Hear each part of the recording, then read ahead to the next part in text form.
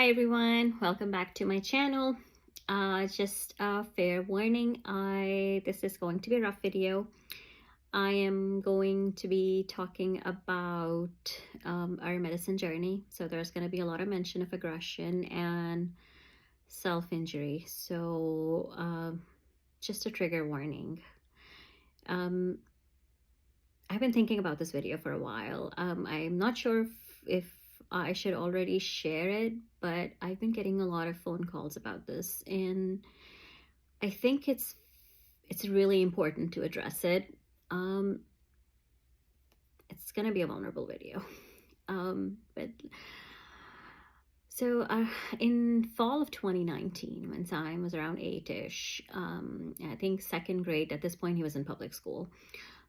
He only did public school a couple of years here or there.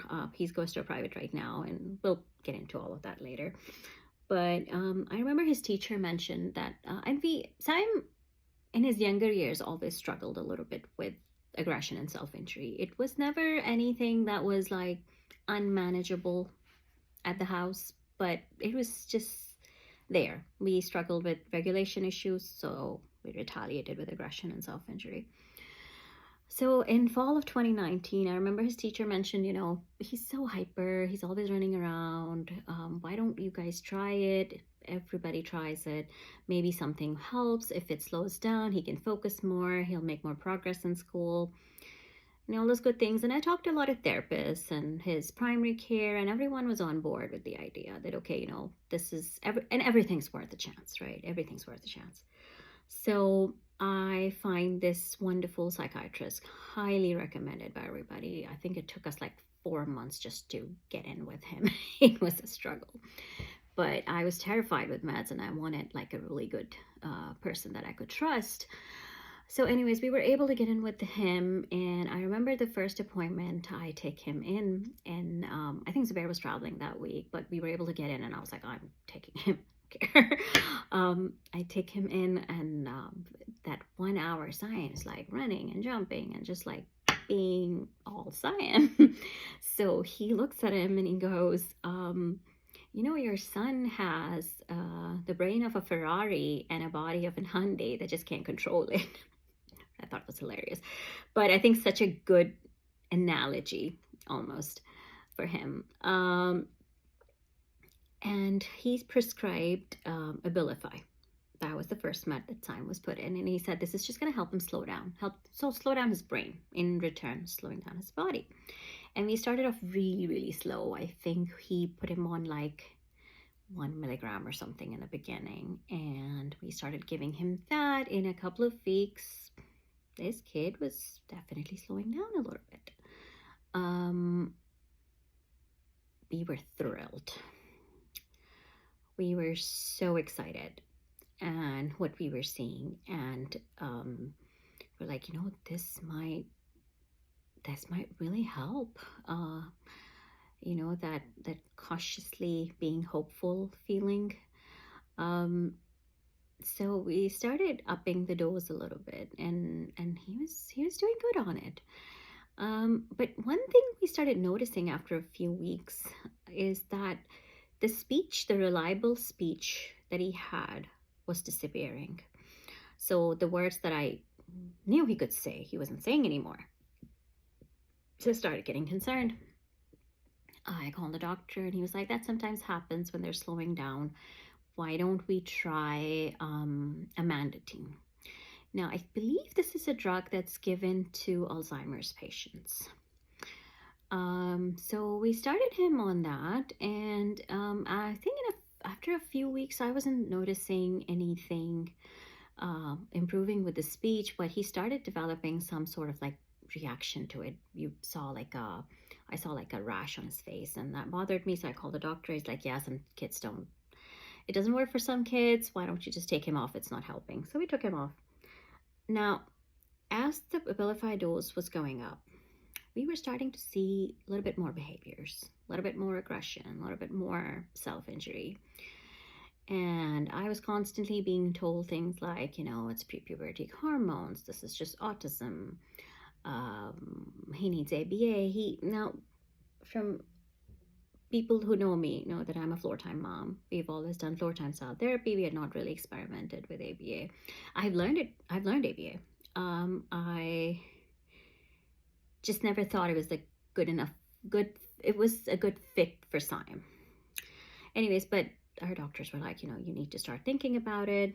So I started exploring some of that while we took him off of amantadine. Then he gave him guanfacine, and he was only on it for 4 days. And oh my God, this kid did not sleep. And so I immediately took him off. I called him. He was like, and the aggression and self-injuries just shot up. It was bad.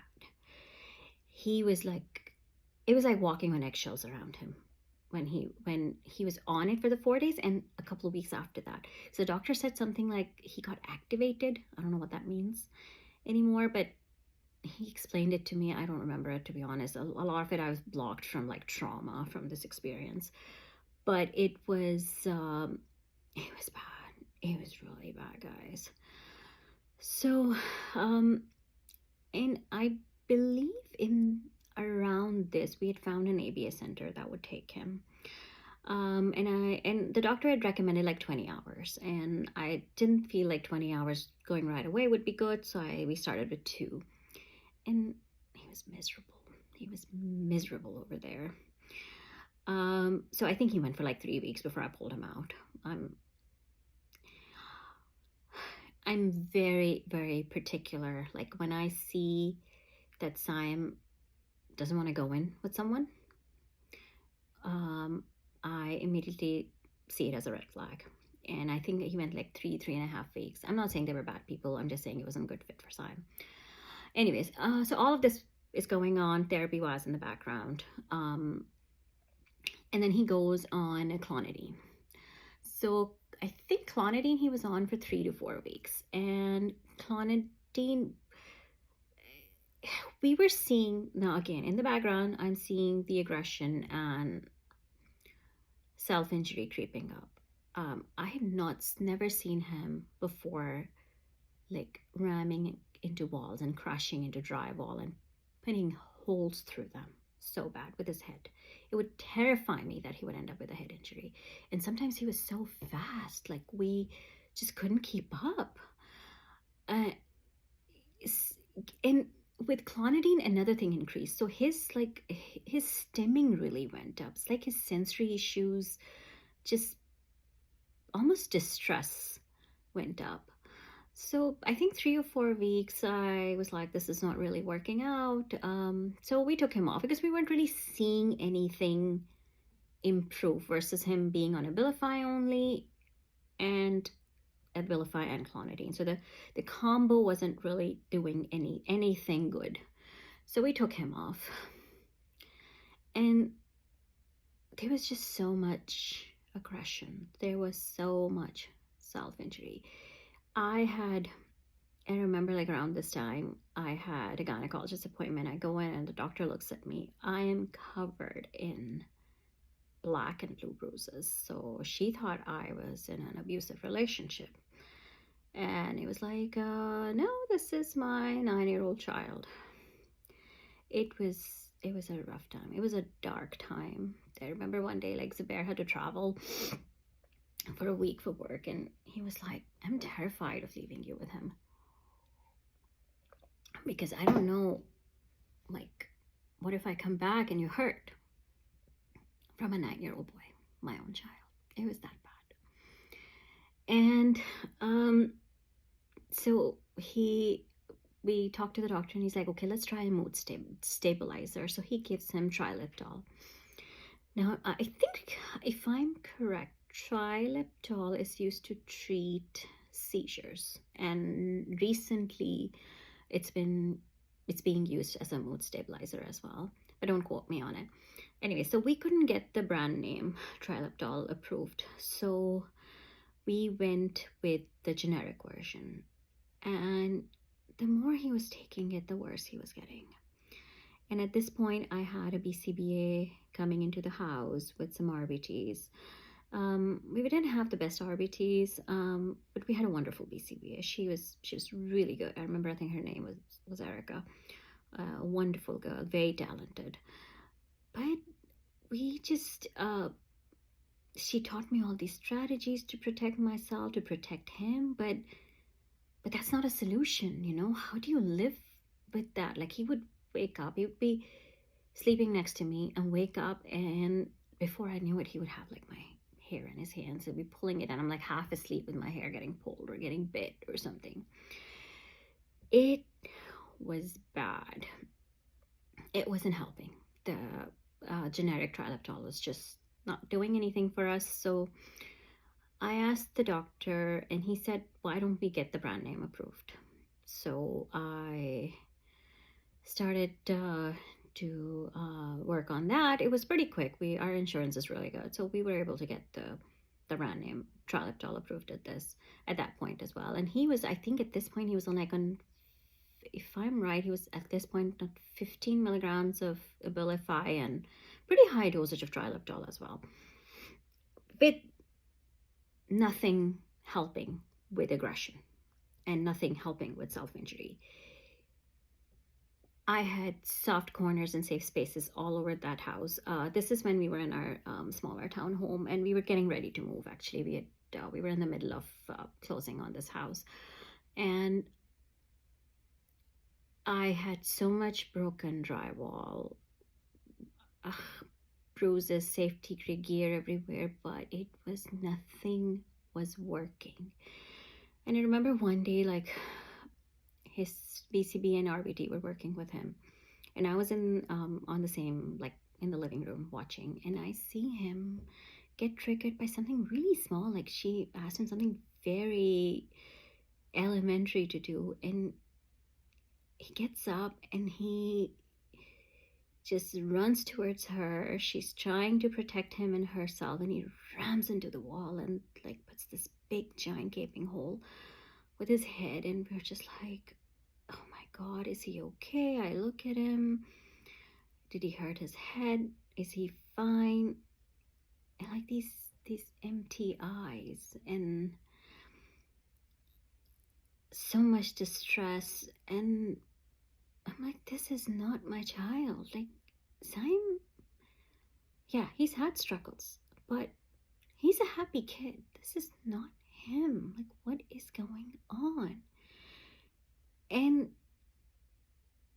so I called the doctor immediately at that point, and I was like, you know what? It cannot be worse than this. Nothing can be worse than this. I want to take him off the meds. And I think all our doctors were like, bad idea. And I was like, my responsibility. I'm the mother. I just don't see it getting any worse, like what we're living right now. So he said, okay, reduce trilaptol dosage to half tonight.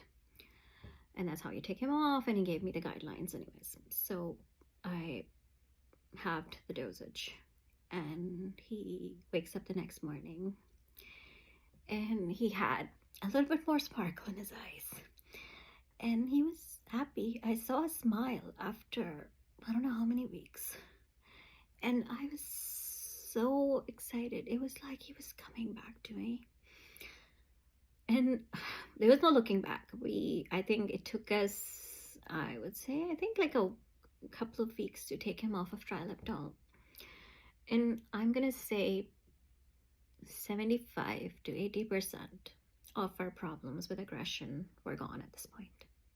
Like, within just that 2 weeks of taking him off and a couple of weeks, he was excuse me, he was coming back. He was so much better. So we were thrilled. We were just thrilled, and we're like, you know what, we don't want to try any more meds for now. Let's just leave him on Abilify, and we'll see how things go.